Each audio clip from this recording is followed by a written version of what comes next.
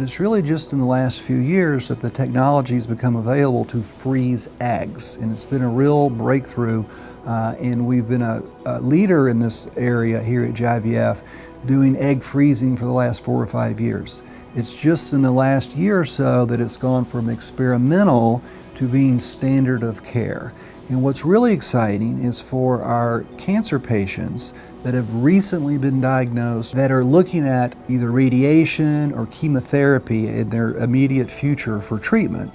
that those therapies can be very damaging to the eggs. If we can get through an egg freezing cycle before they have to have their chemotherapy or their radiation, we are then able to preserve their fertility, if you will, or to save those eggs, so once they beat their cancer diagnosis and they're ready to try to conceive, that might be 5 years from now, but they will have frozen eggs then that can then be thawed, fertilized, and embryos transferred back into the patient, and successful pregnancies have occurred. We've set up a completely separate fertility preservation center for these cancer patients, so they have immediate access that as soon as they're diagnosed, if it means working on a weekend or on a holiday, and if need to, get them into cycle just as soon as possible. Time is critical in this egg freezing process because their oncology doctors are going to want to proceed with treatment fairly quickly, and so we need to be available. The infertility specialist needs to be available to these patients